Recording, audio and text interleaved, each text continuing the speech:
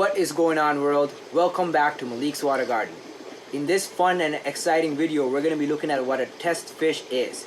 I actually just moved a test fish into this tank a couple of days ago. I talked about it in yesterday's video. I'm dealing with an active ick outbreak. Why did I decide to move an expensive fish into this tank as a test fish? Why did I not just put like a really cheap minnow or a tetra or something that costs a couple of dollars instead of something that costs almost $100 as my test fish? We're gonna be looking at that in this video, so stay tuned and watch till the end because you don't want to miss out what's coming out throughout the video. The bottom line is you want to quarantine your fish for extended periods of time and you want to stop disease from coming in. The last time I had an ick outbreak was in I think April or May of 2019, so that was last year. I went back and looked at my records, and since then I haven't had an ick outbreak in this fish room because I do follow strict quarantine protocols. This ick outbreak is due to one of the mistakes I made. If you haven't seen the video, I'll put the link to it up here. But essentially, now I am actually in the process of clearing it out. And now in the next few weeks we will be clearing it out. And the last time I had the ick outbreak, I lost all the fish in that tank. But because I quarantined the entire tank, and it was a quarantine tank, it was new fish I brought in. It was a bunch of tetras, and it was a heat-resistant, medication-resistant ick.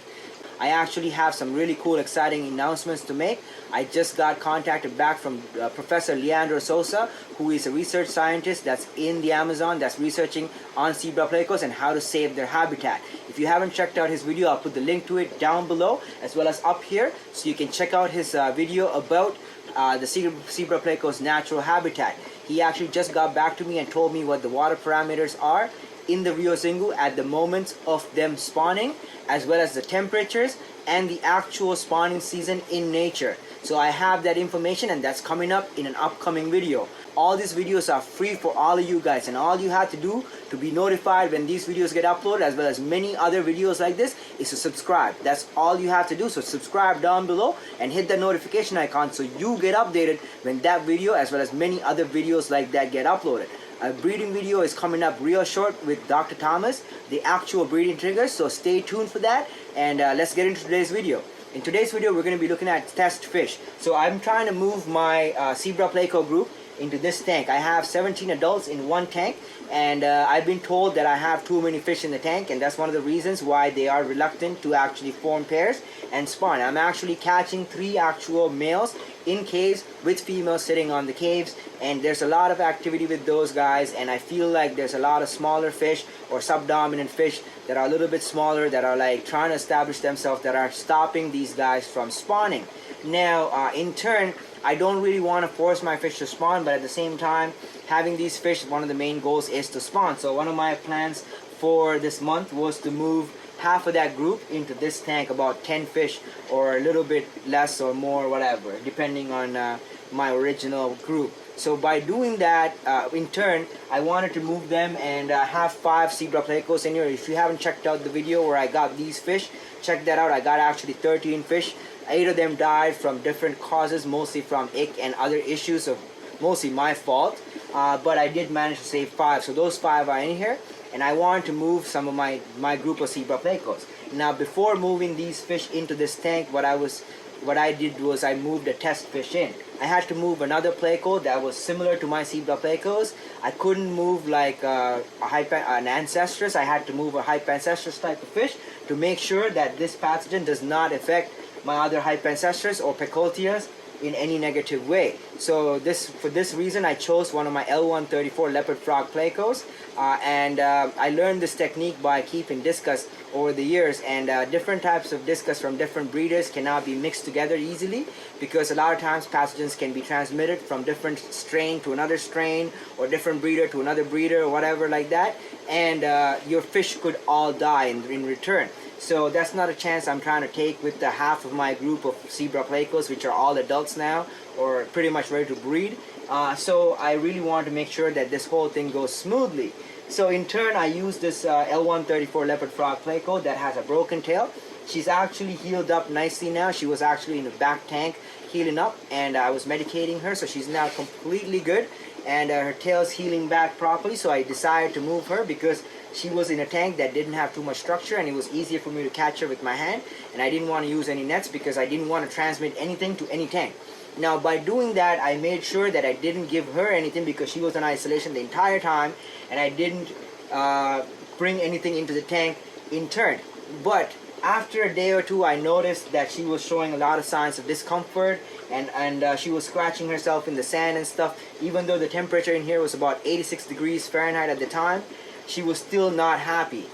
She did contract some of the ick at the time, but now a day later, 24 hours later, she's not showing any discomfort. She does not have a visible outbreak. I feel like she's now making some type of immunity to this particular type of disease. And this is not a normal ick disease because at 86 degrees it's still transmitting to some of my fish. I'm actually noticing some of my baby Plecos in my fry ring still have a little bit of it left. And after 4 or 5 days of 90-degree temperature, they shouldn't have any ick on them if it was a normal type of ick. So it is still transmitting, but it is not transmitting to any of my larger fish. Even though that's the case, it did manage to transmit to one of my red lizard catfish males, which is my breeding male, my second dominant male, which is Brickhouse. He was in this tank, but I moved him into a fry box before I noticed the ick outbreak on the 471 tanks, and he was hanging up on the side. There was no water exchange. The only time water was put into that box was from the L471 tank. This was before I found out about the ick in the tank. And it was there for about a day before I moved him in. But somehow this particular strain of ick managed to survive 24 plus hours at 86 degrees plus temperature in this room, and managed to transmit itself onto my red lizard catfish, which is a healthy male.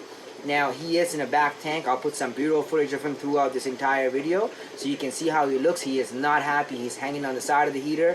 I did bring up the temperature in there to about 86 degrees. I'm bringing it up to 90, and I'm going to help him out, and I'm going to make sure he's good. I bought 3 types of medication, so subscribe down below and hit that notification icon because you don't want to miss tomorrow's video as well as the next videos coming up, because I am going to be moving on to using stronger medications. I've been in the hobby for 3.5 decades plus. I've been keeping fish since I was 3 years old. Now, this whole time I've learned a lot of lessons keeping fish with medications, with all types of things. The one thing I have learned is formalin is not a healthy medication to be using on your fish. Malachite green is also very strong. Now, I've been doing some research and also consulting with Jason, and he told me he does use a mixture of formalin and malachite green, and it has been safe and effective for him. So I am going to be using that as my second resort. As my first resort, I'm going to be using malachite green 50-50 with salt. So we're going to be trying that in the next couple of days, so stay tuned for those updates as well as many others.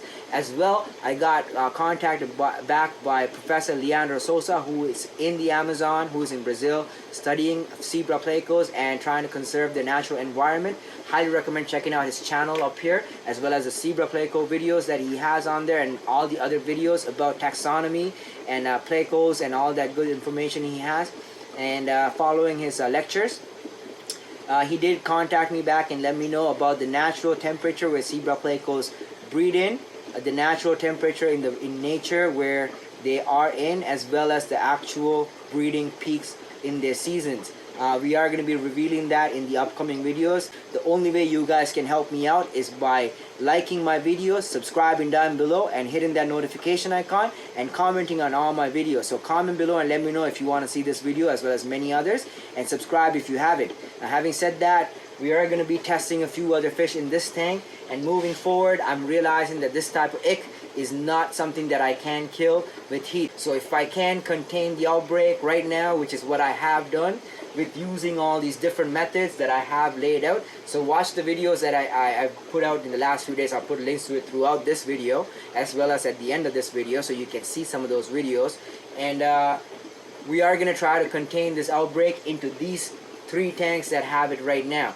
We are going to be moving some of the corridors that are in the adjacent tanks into other tanks. I don't want to be cross-contaminating accidentally. I did move all my discus that are, except for this pair, into another tank in the back. So 5 of my discus are in another 25 tall tank right now, and they are doing great. I'm going to be monitoring them. I'm going to be, just don't want to transmit any diseases back and forth. And I'm going to be keeping separate nets for different sections of the fish room. I'm not going to be doing a lot of water changes. I might be removing water and filling back up, but I'm not going to go in the tank with my hands. I'm not going to be going in with nets. I'm not going to be changing any structures around. I'm not going to be trying to spawn in triggerings for the next few weeks. my main focus for the next few weeks is going to be clearing out this infection from my fish room. I cannot afford any losses, so we are going to be clearing this out, God willing. So stay tuned for that and subscribe, hit that notification, and let's go along this journey together.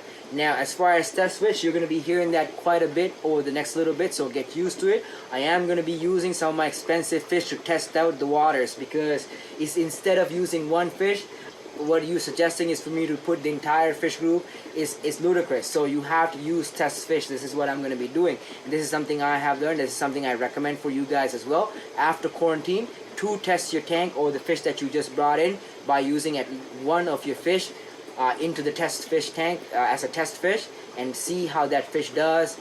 And then if that fish does good, you can move another one or a few more, and then see how those do. And if that happens and everything else is good, then you can give some type of passport to these fish to move about in some restricted areas in your fish room, and then see how the general population does in that tank particularly. For example, if I want to move these fish out of this, I would move them into a tank that has a minimal amount of fish in it, not too much expensive Plecos, maybe one or two, and then some Corridoras, some Tetras and stuff, and then see how that population does over a week or two.